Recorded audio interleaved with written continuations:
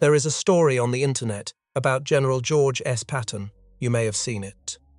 It says that one rainy afternoon in April of 1945, at a supply depot outside Frankfurt, Patton stopped his jeep, walked past a group of white officers, and saluted a black corporal first, a 4-star general, saluting an enlisted man, in the mud, in the rain.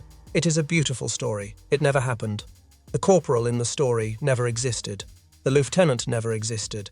The colonel never existed. No biographer of Patton has ever found the incident. No soldier who served under him ever wrote it down. But something did happen. Something harder to hear.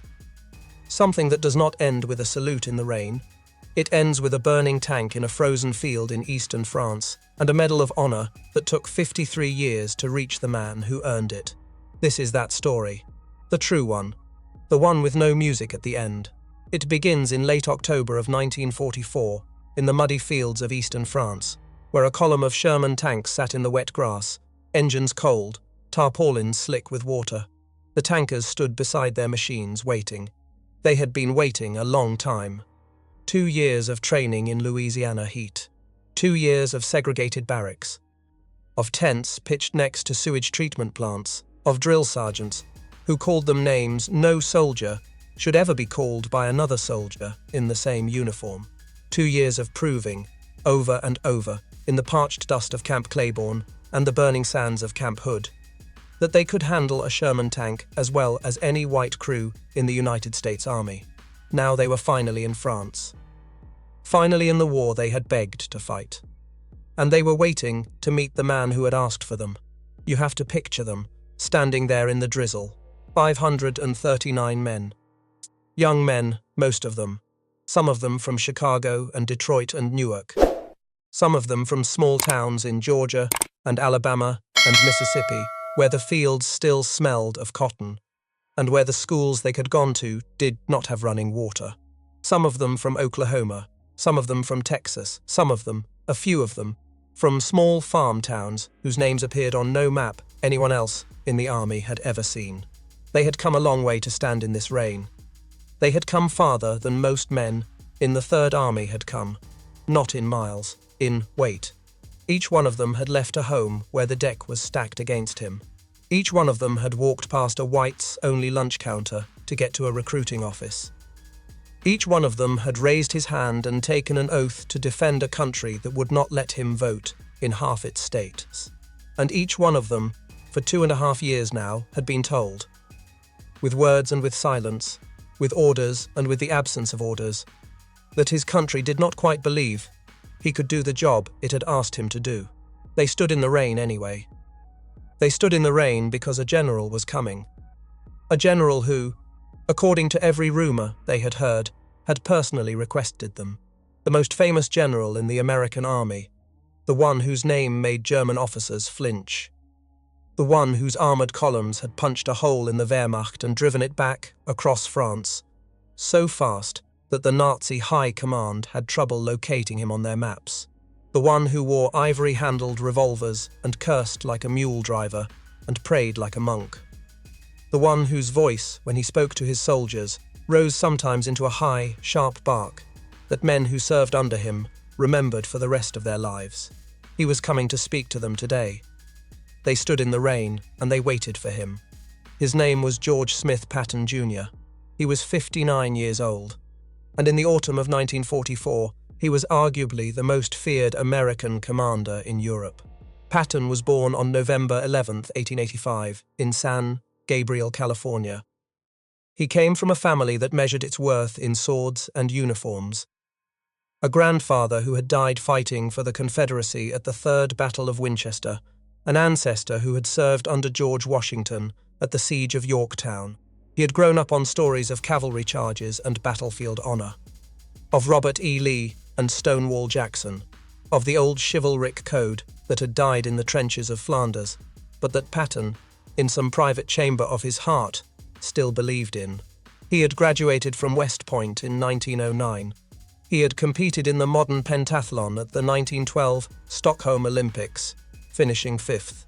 He had chased Pancho Villa across the Mexican desert with General John J. Pershing. in 1916 and had killed 2 men with a pistol during a raid on the San Miguelito ranch, leading what is remembered as the first American motorized combat in action in history. He had commanded American tanks at the Battle of the Meuse-Argonne in 1918, when tanks were still new and terrifying and half of them broke down before reaching the enemy. He had been wounded there. He had gone home with the Distinguished Service, Cross, and Permanent, limp, and a conviction that the tank was the future of war. Between the wars, he had studied. He had read Rommel in the original German. He had read Caesar in the original Latin. He had memorized the campaigns of Napoleon and could recite whole passages of the Iliad from memory. He had written poetry, bad poetry, but sincere. He had prayed daily and often out loud.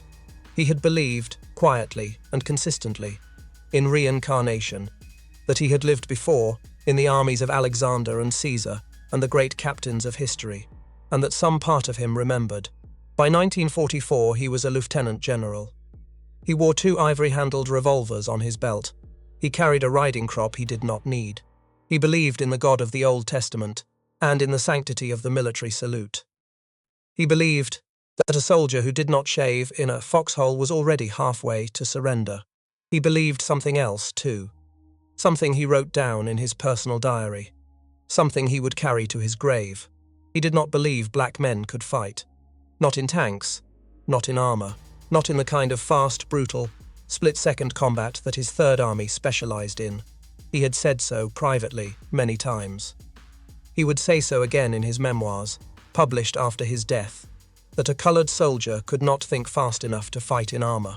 Those were his words, not paraphrased, not softened, his words. And yet, in the autumn of 1944, the Third Army was starving for men. The Third Army was starving for tanks. The Third Army was bleeding across France, and Patton needed every crew he could get. So he had asked for the 761st. The 761st Tank Battalion had been formed on April 1st, 1942, at Camp Claiborne, Louisiana. From the beginning, it had been an experiment the Army did not want to run. Colored soldiers were not supposed to fight in armor. Colored soldiers were supposed to load trucks, dig latrines, cook food, drive supplies. That was the doctrine. That was the assumption. That was the wall. The men of the 761st had spent 2.5 years hammering their fists against that wall.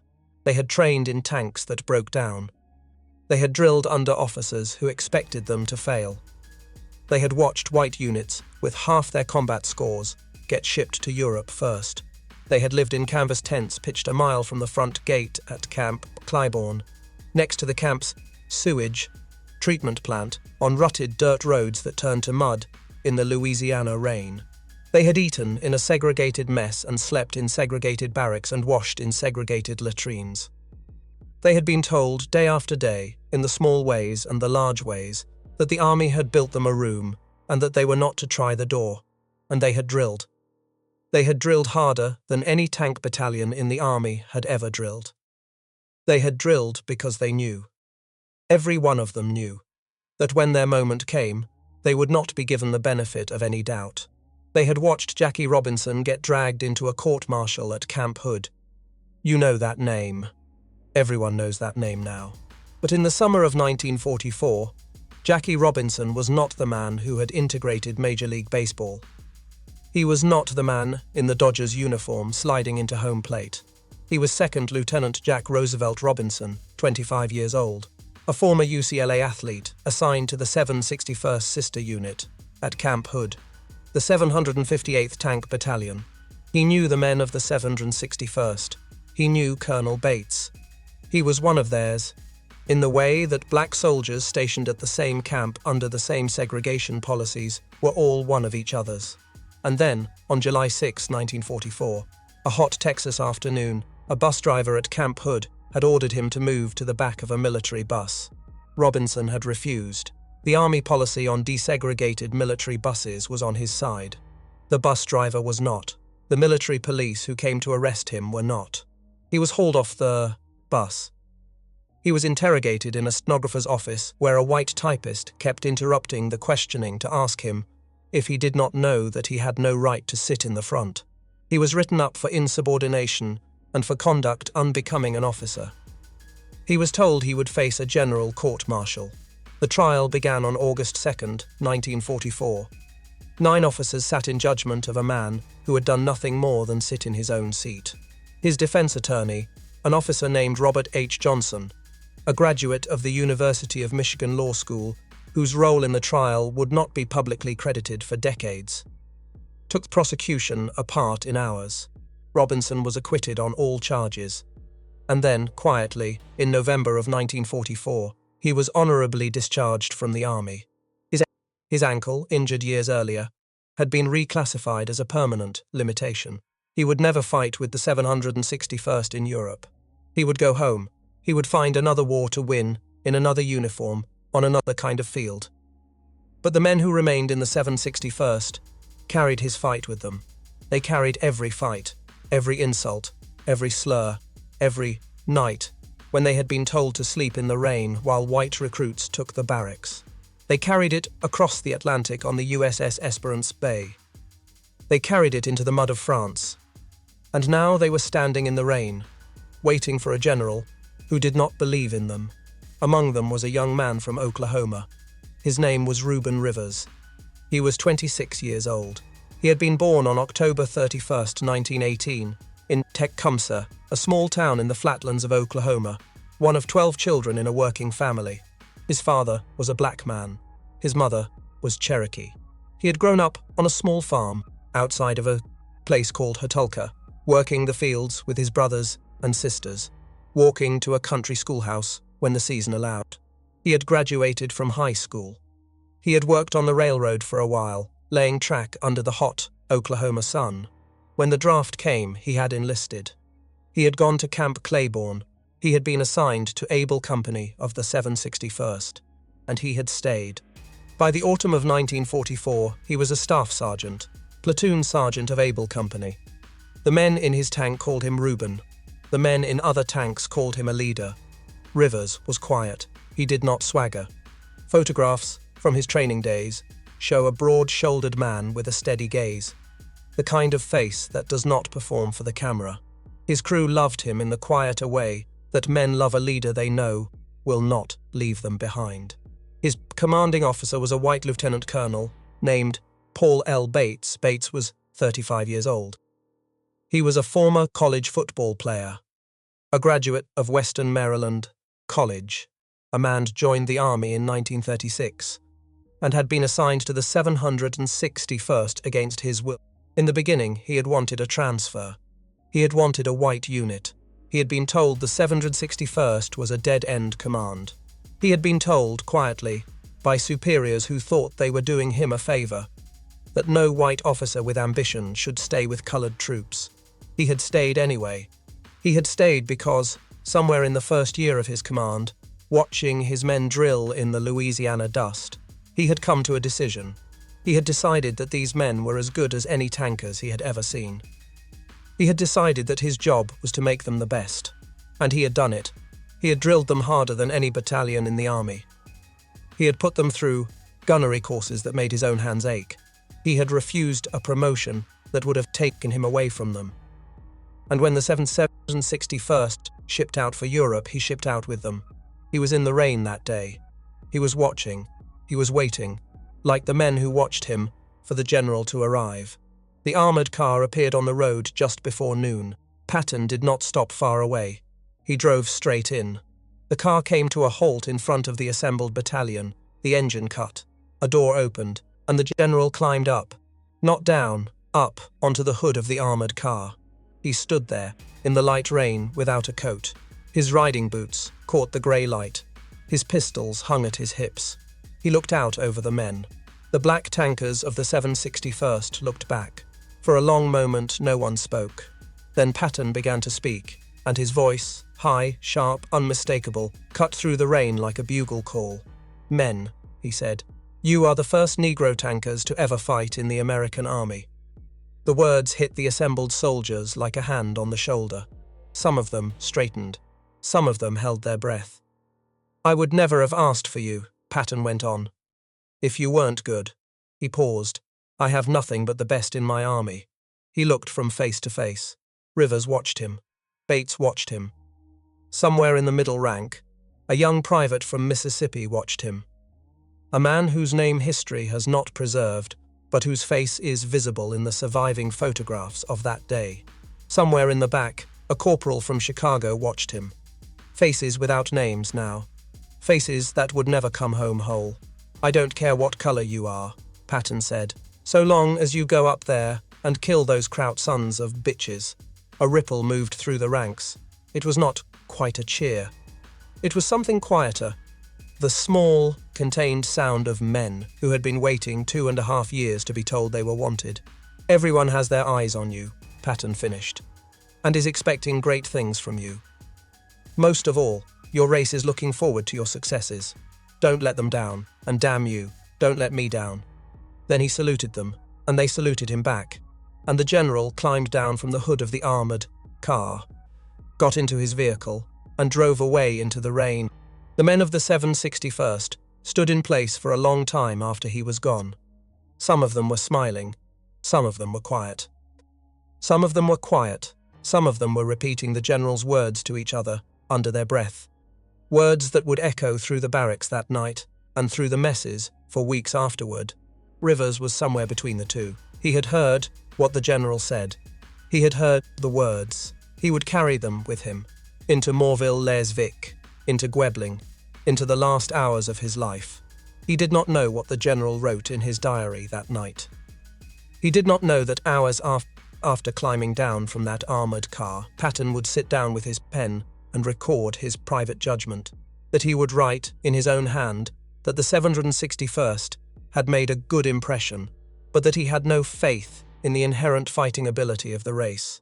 He did not know that the general who had just saluted him did not believe he would live to earn the salute back. He did not know, and he would never know, because in 17 days he would be dead. The story you are about to hear is not the story in the title.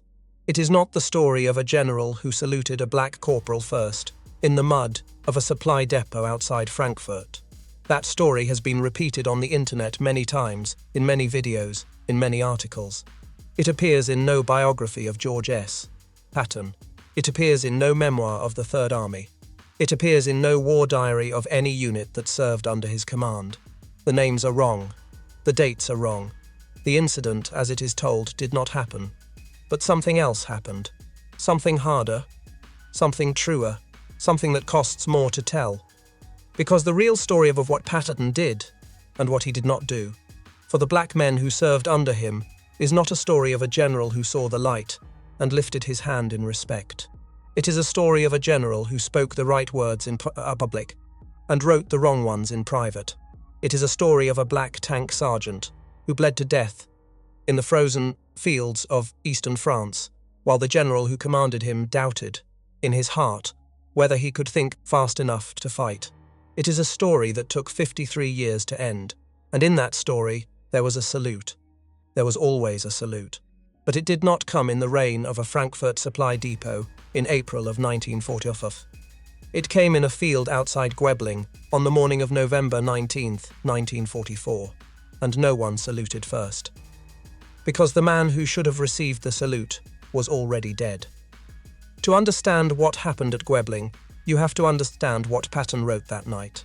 The date was on or about November 2nd, 1944. The rain had stopped. The general had returned to his headquarters, a stone farmhouse, requisitioned from a French family who had fled west when the German army had come east in 1940, and who had not yet come home. He took off his coat. He hung his helmet on a hook by the door. He sat down at a small wooden desk in a room lit by a single kerosene lamp. He opened his diary, the private one, the one he wrote in almost every night of the war, the one he never intended for any eye but his own and God's, and he picked up his pen. He wrote about the 761st. He wrote about the men he had just addressed from the hood of an armoured car. He wrote about the salute, and the rain, and the faces looking up at him. He was, in his private notes, always more measured than he was in front of his men. He rarely showed emotion on the page. He wrote about combat the way another man might write about a business meeting. Cold, precise, unforgiving. And then he wrote the truth as he saw it. 9 simple English words. Words that would follow the 761st Tank Battalion into every fight it entered, whether the men in the tanks ever knew it or not. He wrote that they had made a good impression. And then, he wrote that he had no faith in the inherent fighting ability of the race. Patton closed the diary. He blew out the lamp. He went to sleep in a warm room in a French farmhouse, while 539 black tankers slept in the mud, believing, because he had told them so, that they were the best in his army. Both things were true. That is the hardest part of this story. Both things were true at the same time. The general who wrote those words was not a stupid man. He was one of the most educated soldiers in the United States Army, a scholar of Rommel and Caesar, a man who could recite poetry from memory in 3 languages. And he was not a cruel man, not in the way we sometimes use that word today. He wept at the graves of his soldiers. He wrote long, tender letters to his wife, Beatrice, from the front. He kept a photograph of her on his desk, in every headquarters he occupied from Morocco to Bavaria. He mourned the young men who died under his command, in a way that few generals of his era were willing to admit. He wrote personal letters of condolence to the families of officers he had known. Long, careful letters, in his own hand, that he did not talk about afterward. But he was a man of his time, and his time was a time of walls. He had grown up in California in the last years of the 19th century, in a family that spoke openly of the Confederate grandfather who had died at Winchester, and of the Southern military tradition that ran deep in his blood. He had grown up in a country where the walls between the races were not questions. They were facts, they were geography, they were the shape of the world he had been born into. And even as he stood in the mud of France in 1944, commanding an army that included black tankers and black truck drivers and black soldiers of every rank below colonel, he could not, would not, see past those walls. He would use these men. He would praise them in public. He would decorate the bravest among them. But he would not, in the private chambers of his own mind, believe them. That is the paradox at the center of this story. That is the wound. There are men today who look at George Patton and want to make him a villain. There are men today who look at George Patton and want to make him a hero. Both are wrong. Both are lazy. The truth is that he was a man of extraordinary talents and extraordinary limitations. And one of the extraordinary limitations was that he could not, even in the last months of the greatest war in human history, see the humanity of the men who bled for him if their skin was the wrong color. That is not a small failing. It is not a footnote. It cost lives. It cost recognition. It cost, for one man in particular, half a century of official silence. But it was not the whole man. It was one blindness in a complicated mind. And to understand the salute that came 53 years later, you have to understand both the blindness and the mind. While Patton wrote in his diary, another story was unfolding 400 miles behind him. It was the story of the Red Ball Express. If you served in the Second World War, or if your father did, or your grandfather, you may have heard the name. If you did not, listen now. Because these men were the reason the Third Army moved. By late summer of 1944, the American armies had broken out of Normandy and were racing across France faster than any army in history had ever moved. Patton's tanks were covering 80 miles a day. His fuel tanks were emptying faster than they could be filled. His artillery shells were running out. His men were eating cold rations because the field kitchens could not keep up. There was no railroad. The Germans had destroyed the tracks as they retreated. There was no pipeline. There was only one thing standing between the Third Army and starvation. Trucks. 2.5-ton trucks, called deuce and a halfs by the men who drove them. 6,000 of them, rumbling across the ruined roads of France, day and night, 24 hours a day, for 82 straight days. Nearly 75% of the drivers were black. They were called the Red Ball Express. The name came from an old railroad expression. To red ball a shipment was to send it express, priority, urgent. And every shipment on those roads was urgent. Every gallon of gasoline, every crate of shells, every wooden box of K-rations, every roll of communications wire, every replacement tire for a broken half-track. The routes stretched 350 miles to Patton's Third Army. 400 miles to the First Army. 2 parallel one-way roads, marked with red circles on signposts, closed to civilian traffic, guarded at intersections by military police. The northbound route carried supplies forward. The southbound route carried the drivers home for another load. Sometimes it carried German prisoners of war. The trucks ran without headlights at night, because headlights drew German aircraft, using slit covers called cat's eyes that reduced their beams to a dim glow on the road. Just enough for the driver to see the shoulder of the road, if he leaned forward, if he squinted. Not enough for the man in the tank to see him. They moved at 25 miles an hour in enemy territory. Slower in the rain, slower in the snow. Slower still when the roads had been chewed to gravel by tank treads. The drivers slept in shifts, curled in the cabs of their trucks. They ate one hot meal every 2 or 3 days. They fought exhaustion the way infantrymen fought Germans. They drove until their hands cramped on the wheels. They drove until they saw double. They drove until they crashed into ditches. And then they climbed out, waved down another truck, and got behind the wheel again. Some of them died. Not many, in the grand accounting of a war that killed millions. But enough. Some of them died when their trucks were strafed by German fighters on the roads outside Chartres and Reims. Some of them died when they fell asleep at the wheel and drove off cliffs in the Ardennes. Some of them died when the fuel they carried ignited in accidents, and their trucks became rolling coffins of gasoline. By the time the Red Ball Express was shut down on November 16, 1944, those trucks had delivered 412,000 tons of supplies to the front. 412,000 tons. Delivered by men the army did not trust to carry a rifle. One of them was named James Ruckard. He was young then.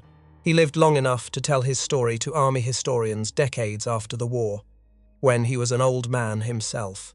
He remembered the trucks, he remembered the roads, he remembered the cold, and he remembered Patton. When the general said for you to be there, Ruckard said, you were there.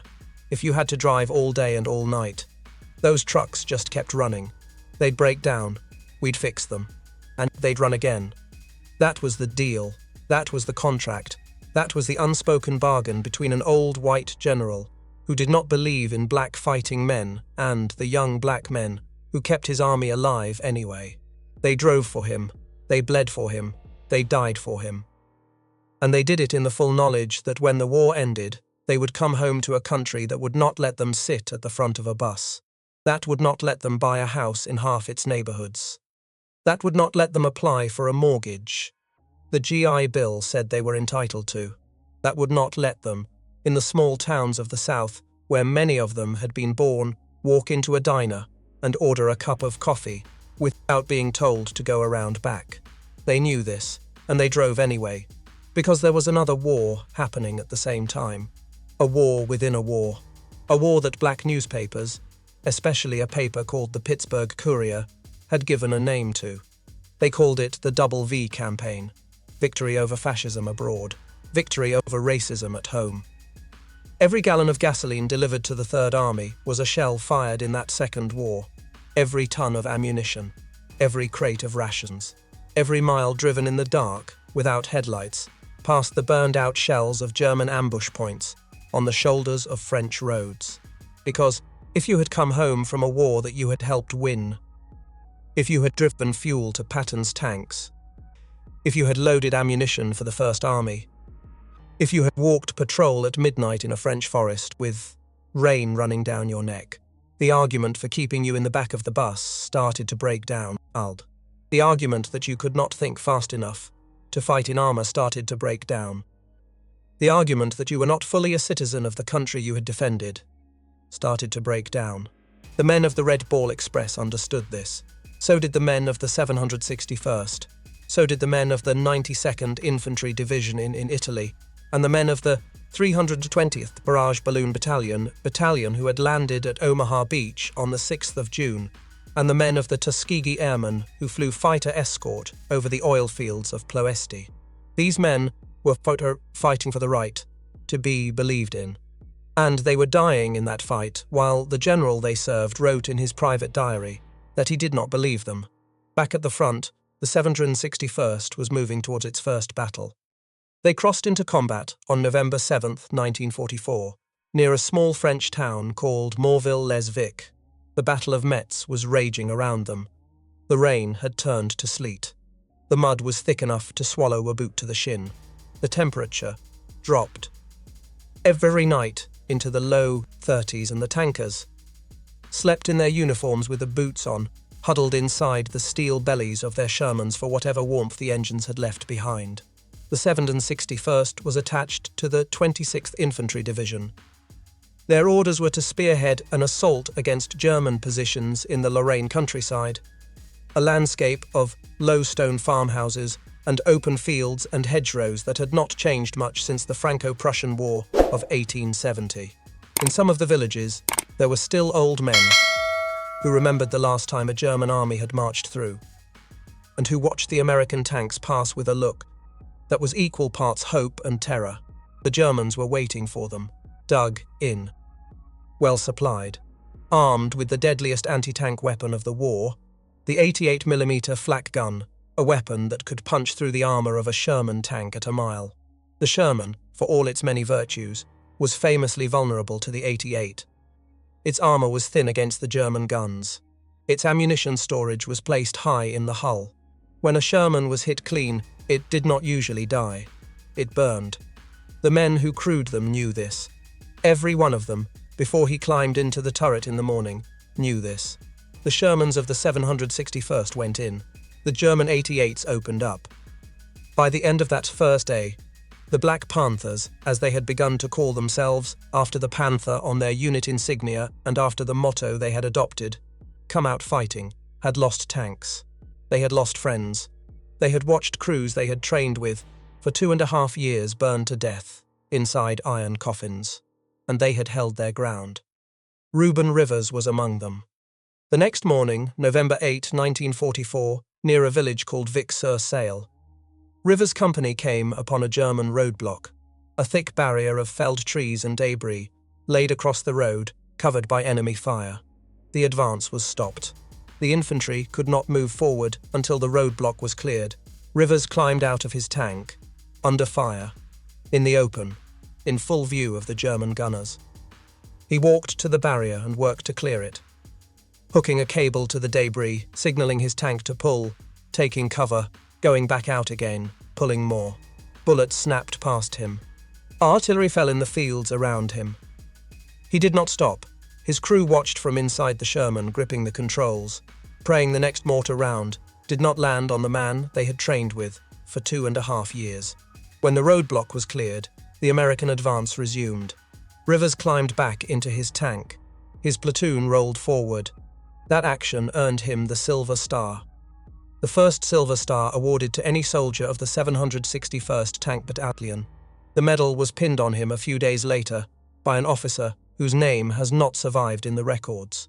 He wrote home about it, quietly, in the way he wrote about everything. His family in Oklahoma kept the letter. Then he went back to fight. 8 days later, on the morning of November 16, 1944, the 761st was advancing toward a town called Guébling. The land there is flat, fields cut by low stone walls, a rail line running east to west, a small road, muddy from days of rain, curving through the countryside toward the town. In the summer, it is beautiful country, the kind of gentle rolling farmland that draws vacationers today. In November of 1944, with the leaves gone, and the frost setting in, and the German artillery zeroed in on every crossroads, it was something else entirely. Rivers was in the lead tank, his platoon behind him. The tank crossed a railroad track. There was a mine buried under the track. The explosion lifted the front of the Sherman off the ground. Fire and metal and mud thrown into the air.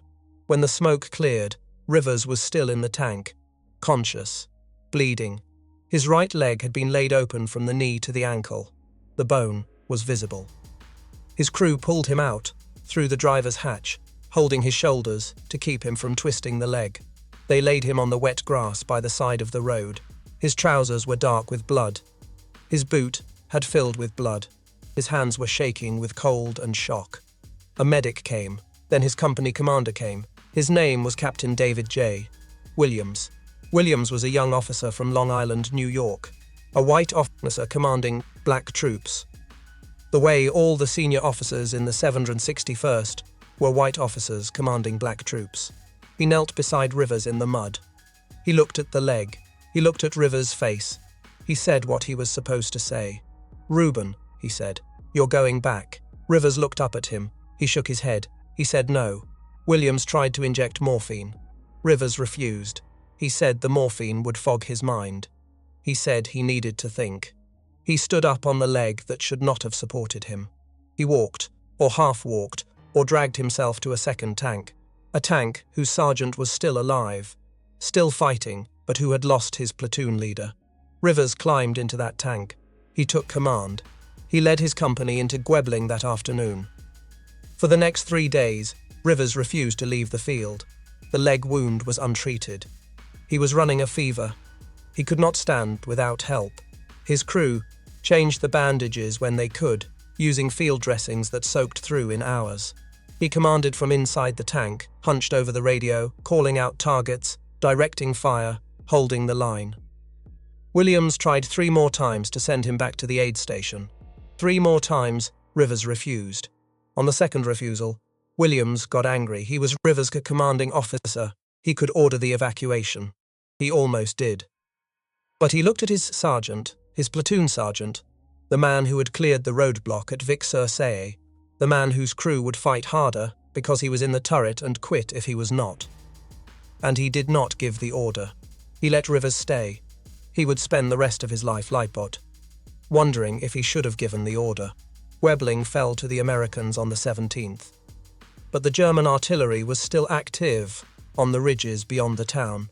Anti-tank guns, 88s, the same guns that had killed his friends at Morville. Every advance out of Guébling drew fire from those guns. Every scout patrol lost men to them. On the morning of November 19, 1944, Company A was ordered to advance again, toward a village called Borgeltroff, a mile east of Guébling. The Germans were waiting on the high ground. Captain Williams gave the order. He looked at Rivers on the radio. He asked him, one more time, to stand down. Rivers acknowledged the order. His voice on the radio was steady. The tanks moved forward across the open field. The German guns opened fire. Rivers' tank was hit almost immediately. 2 shells struck the turret. The Sherman burst into flame. He was killed instantly. He was 26 years old. His body was recovered from the wreckage of the tank. His crew, those who had survived, did the recovering themselves. They would not let anyone else touch him. He was carried to the rear on a canvas stretcher, wrapped in a wool blanket. He was buried, weeks later, in the Lorraine American Cemetery, a field of white crosses in eastern France, where more than 10,000 American soldiers rest today, in neat rows, under the same sky he died beneath. Captain David J. Williams did what a captain does when a man like Ruben Rivers has died under his command. Within 24 hours, he wrote up a recommendation for the Medal of Honor. He submitted it up the chain of command. He waited. He would wait, as it turned out, for the rest of his life. Because the paperwork disappeared. Not lost. Not misfiled. Not delayed by the fog of war. It disappeared into the same silent machinery that had disappeared every Medal of Honor recommendation for every black soldier in the entire Second World War. Not one. Not a single one. Out of more than 1 million black Americans in uniform, out of every act of courage in every theater from the Pacific to the Rhine, not one Medal of Honor was awarded to a black soldier during the war itself. Not to Ruben Rivers. Not to any of them. The prejudice Patton had recorded in his diary was not just his own. It was the prejudice of an entire institution. And that institution had a machinery underneath it. The machinery worked exactly as it was built to work. The 761st kept fighting. They fought at Bastogne in the snow of the Battle of the Bulge, when the 101st Airborne was surrounded, and the German Panthers were pressing in from the west. They fought across the Saar. They fought into Germany itself. They fought for 183 straight days of combat. One of the longest continuous combat records of any American unit in the European theatre. They lost half their tanks. They lost hundreds of men. Some of them are still in that soil today. in the Lorraine Cemetery, in the Luxembourg Cemetery, in the small crosses that dot the fields of the Ardennes. Some of them came home with wounds that would never heal. Some of them came home with medals that they wore quietly on the 4th of July and put away in drawers for the rest of the year. And in the spring of 1945, on the 26th of April, in a town called Steyr, in Austria, the 761st Tank Battalion became one of the first American units to meet the advancing Soviet army coming from the east. Russian and American soldiers embraced each other on the banks of the Enns River, exchanged cigarettes, took photographs. The Germans were finished. The war in Europe was in its last 12 days. Ruben Rivers had been dead for 5 months. Somewhere behind the lines in his private diary, the general who had not believed in him had not yet changed his mind. The war in Europe ended on May 8, 1945. The Germans signed the papers in a schoolhouse in Reims, France. The guns went quiet across a continent that had been bleeding for 6 years. In London and New York and Chicago, strangers kissed each other in the streets. Church bells rang in cities that had spent 6 years learning to sleep through the sound of air raid sirens. In the ruined villages of Lorraine, where Ruben Rivers had died. 6 months earlier, French farmers walked out into fields still littered with the burned shells of American tanks. Some of them knelt in the grass beside those tanks and prayed for the men who had died inside them, whose names they did not know, whose faces they had never seen. The 761st Tank Battalion was in Austria on that day. They had crossed rivers and forests. They had fought through the last collapsing pockets of the German army. They had linked up with the Soviets at Steyr on April 26, and now, with the war ended, they sat in their tanks along a small bridge on the Enns River, waiting for orders that would send them home. According to one account, a single account, from a book written decades later by an author named Charles W. Sasser, General George S. Patton drove up to that bridge in a jeep on Victory in Europe Day. He stood up in the jeep, tall, straight, the old cavalryman in his old uniform. The men of the 761st came to attention. They saluted, and Patton, in this telling, returned the salute, and drove on. A quiet, satisfied look on his face, Sasser wrote. We cannot verify this. It appears in no diary. It appears in no letter. It appears in no unit history filed with the army. It may have happened. It may not have happened. It has the shape of a legend that a soldier tells his grandson, not the shape of a fact you can check. But even if it happened exactly as described, even if Patton did stand up in that jeep and salute the black tankers who had bled for him from Morville to the Enns, it does not change what happened next, because Patton did not change his mind. 7 months later, on December 9, 1945, Patton was riding in a Cadillac staff car outside Mannheim, Germany. He was going pheasant hunting. It was a Sunday morning. The war was over. He had been reassigned, controversially, unhappily, from command of the 3rd Army to command of the 15th Army, a paper unit whose job was writing the official history of the war. He was, for the first time since 1917, not preparing for a fight. He was preparing for a hunting trip. The road was quiet. His car struck a 2.5-ton army truck at a slow speed. A truck like the ones the Red Ball Express had driven. A truck like the ones James Rookard had steered through the dark, without headlights, delivering fuel to keep Patton's tanks moving. The impact was not violent. The vehicle were both moving under 20 miles an hour. But Patton was thrown forward inside the vehicle, and his head struck the metal partition between the passenger compartment and the driver's seat. His neck broke. His spinal cord was severed. He was paralyzed from the neck down. He was taken to a hospital in Heidelberg. The doctors did what they could. They put him in traction. They watched him. They knew, from the first day, that he would not walk again. They did not know, at first, that he would not live.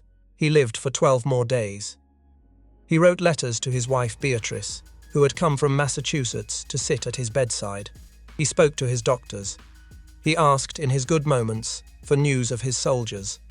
He told visitors, when he was strong enough, that a soldier should die from the last bullet of the last battle of the last war, and that he had, by his own estimate, missed that death by 12 days. and at some point during those 12 days in the Heidelberg hospital, he began to prepare his final thoughts on the war he had fought. Those thoughts would become a book, a memoir, a record of a great commander's war as he had seen it. The book was called War as I Knew It. It was published after his death, edited by his wife Beatrice, from his notes and his diaries and his letters home. And in that book, when Patton wrote about the 61st Tank Battalion, the men he had addressed from the hood of an armoured car, the men who had fought for 183 straight days under his command, the men whose Sergeant Ruben Rivers had died refusing morphine so his mind would stay clear enough to lead. Patton wrote this. Individually, they were good soldiers, but he had expressed his belief at the time, and had never found the necessity of changing it, that a coloured soldier cannot think fast enough to fight in armour. That was his final word. He died on December 21, 1945, at Heidelberg. He was 60 years old. He was buried in the Luxembourg American Cemetery at his own request, surrounded by the men of the Third Army who had died in the Battle of the Bulge. His grave is still there. Visitors leave flowers on it every week. He did not change his mind. He carried the blindness with him to the end. Ruben Rivers had been dead for 13 months when Patton died.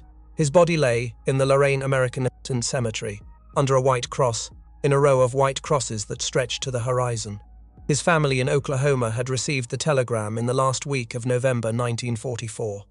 His parents, his 11 brothers and sisters, they remembered him in the years that followed, the way families remember the young men who do not come home from war. His silver star, sent back in a small brown envelope, was kept in the house. His photograph in uniform, taken at Camp Claiborne, was kept as well. His Medal of Honor recommendation was in a file cabinet somewhere, in Washington, or in Frankfurt, or in some warehouse of army records that no one had reason to open. The paperwork was gone. The recommendation had never been acted on. The army had not denied it. The army had simply not moved on it, the way the army had not moved on any of them. In 1948, President Harry Truman signed Executive Order 9981. It desegregated the United States Armed Forces. It ended, on paper, the separate barracks and the separate messes and the separate units. It came 29 months after Jackie Robinson had left the army. It came 3 months before Robinson would play his first full season in Major League Baseball. It came 3 years after Ruben Rivers had died in a burning tank near Borgeltroff. The walls of the segregated army began to come down, but the silence around the Medal of Honor stayed intact. The years passed. The 761st came home. Some of the men wrote memoirs. Some of them gave interviews. Some of them stayed silent. Some of them went to college on the GI Bill and became teachers and pharmacists and small businessmen. Some of them did not make it home in one piece and spent decades in VA hospitals. Some of them drank too much. Some of them prayed too much. Some of them never talked about the war at all, and their children grew up not knowing that their fathers had fought at Bastogne. Colonel Paul Bates went on with his life. He stayed in the army until 1963. He never forgot his men. Captain David J. Williams, the man who had watched Ruben Rivers refuse morphine, the man who had written the recommendation, became a school teacher after the war. He taught history to high school students in New York. He told them about his war, sometimes, when a lesson brought it up. He told them about Ruben Rivers. He told them what a Medal of Honor was, and who deserved one, and who had not received one. He wrote to the army. He wrote to Congress. He wrote to anyone who would listen. Ruben Rivers, he said, had earned the Medal of Honor. The army said the paperwork was under review. Years turned into decades. By the 1990s, David Williams was an old man. So were the survivors of the 761st. So was every witness to what had happened at Guébling. In 1993, the Army finally commissioned a formal study. A team of historians at Shaw University in North Carolina, a historically black university in Raleigh, founded in 1865, 1 year after the Civil War ended, was asked to investigate why no black soldier had received the Medal of Honor for service in the Second World War, to review the records, to find the men who had been passed over. They worked for 2 years. They dug through files in Washington and in Suitland, Maryland, and in warehouses in Missouri that had not been opened since the Eisenhower administration. They found unit histories that had been forgotten. They found citations that had been drafted and never acted on. They found the paperwork that Captain David J. Williams had written in November of 1944, resting in an archive where it had sat, unacted upon, for half a century. They found 10 cases they considered strong. 7 of them were approved. On January 13, 1997, at a ceremony in the East Room of the White House, President Bill Clinton stood at a podium and awarded the Medal of Honor to 7 black veterans of the Second World War.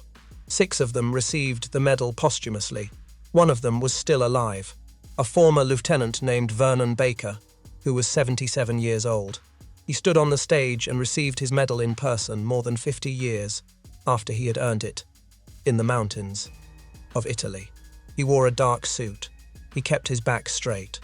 When President Clinton hung the ribbon around his neck, he stood in silence, the only living recipient of that day, and one of the 6 who was not there.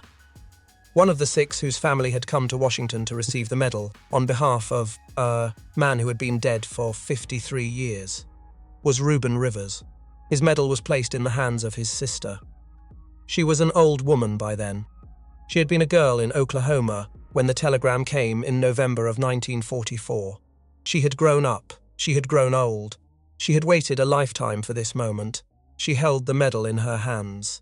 She read the citation, which described what her brother had done at Guébling in the last days of his life, for conspicuous gallantry and intrepidity at the risk of his life above and beyond the call of duty. She wept. The room stood in silence. And somewhere, in that room, in that moment, a salute finally reached the man it had always belonged to. It came 53 years late. It came after the general, who had commanded him, was 51 years in the grave. It came after the army that had used him had spent 5 decades pretending it had forgotten. But it came. There is a myth on the internet. You may have seen it. It is the story that gave this video its title. The story of a general who saluted a black corporal first, in the rain, in a supply depot outside Frankfurt, in April of 1945. The corporal is given a name, Thomas Carter. The lieutenant who insulted him is given a name, Arthur Sterling. The colonel who tried to defend the insult is given a name, Charles Vance. The story is repeated with those names, with those details, with that ending. None of those men existed. The names do not appear in the rolls of any American unit that served in Germany in April of 1945. The incident does not appear in any biography of George S. Patton.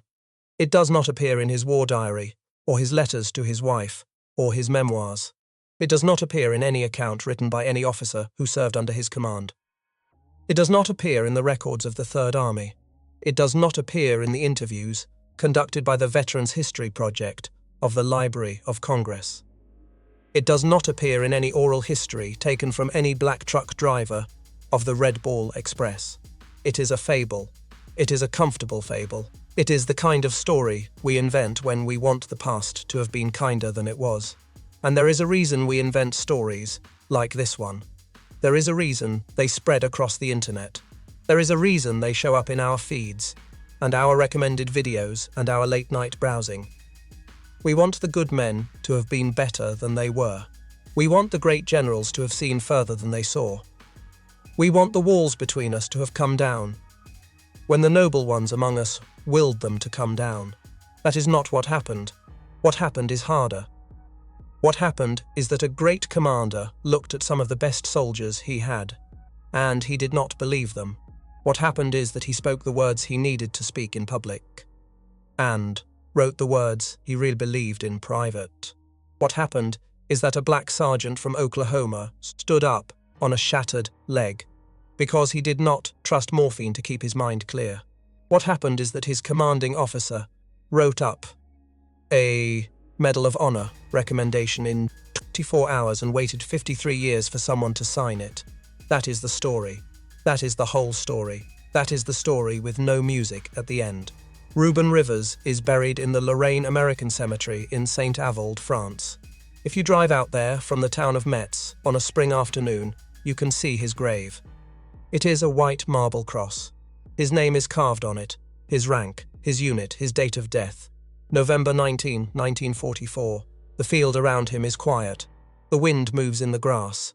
The German artillery positions, where his tank was destroyed, are only a few miles away. Borgultroff is still there. Guébling is still there. The railroad crossing where he hit the mine is still there.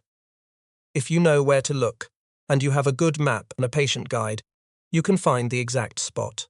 You can stand at his grave and look east, the direction his tank was moving on the last morning of his life.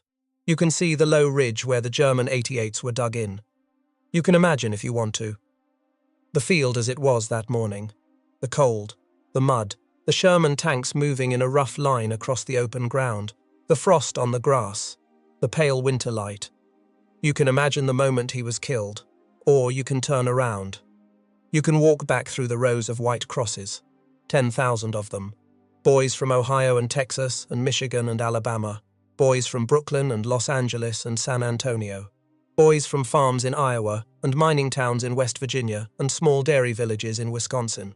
Black boys and white boys, in death, in the same soil, under the same sky, at last. You can walk out of the cemetery gate. You can drive back to Metz. You can go home. But you carry it with you. The truth of what these men did. The truth of what was denied them. The truth of what it cost to be a black tanker in the American Army in the autumn of 1944, standing in the rain, being saluted by a general who did not believe you could fight, and going out to fight anyway, and dying to prove him wrong. They did prove him wrong.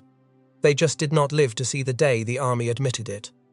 Ruben Rivers did not live to see it. His crew did not live to see it. Most of the 761st did not live to see it. Colonel Paul Bates died in 1995, 2 years before Ruben Rivers' sister accepted the medal in the East Room of the White House. He had waited 50 years. He missed it by 24 months. Captain David J. Williams lived long enough. He was there that day in Washington at the ceremony. He was in the audience when the citation was read. He had waited half a century to hear those words read aloud in an official chamber of the United States government. He had written the first version of them in a field tent in eastern France. In November of 1944, submitted them up the chain of command and never given up on them since. He had waited. He had not been forgotten. His sergeant had not been forgotten. In the end, too late, but not never, the paperwork had been found. The signatures had been affixed. The medal had been struck. The citation had been read. The salute had come. You are sitting somewhere now. In a chair, on a couch, in a bed, in a house or an apartment or a room. You have heard this story. You have listened for an hour, or however long it has taken, and you have followed these men. Ruben Rivers, David Williams, Paul Bates, James Rucard, George Patton. From a rainy field in France in October of 1944 to a marble podium in the White House in January of 1997. You have heard what was done. You have heard what was denied. You have heard what was finally acknowledged. There is nothing you can do for Ruben Rivers now. There is nothing anyone can do. The medal was placed in his sister's hands. The citation was read. The record was corrected. He is still buried in France. He is still 26 years old. But we can see it now. 80 years later, sitting where we sit, in the country they died for, in the freedom they helped preserve. Because the general did not see it. The army did not, for 53 years. The country they came home to did not for longer than that. But we can. Sitting here, in our own quiet rooms, we can lift the small salute of remembrance to the men who stood in the rain in October of 1944 and heard themselves called nothing but the best, and who went out into the mud and the frost and the German fire and made it true. Ruben Rivers, Staff Sergeant, Able Company, 761st Tank Battalion, killed in action, November 19, 1944, near Borgultroff, France. The men who stood beside him. The men who came home. The men who did not. The men who kept the trucks moving. The men who fixed the tanks. The men who drove without headlights. The men who died in the dark, on the shoulder of a French road, so that a Sherman, 500 miles away, would have gasoline. In the morning, all of them, we salute them first.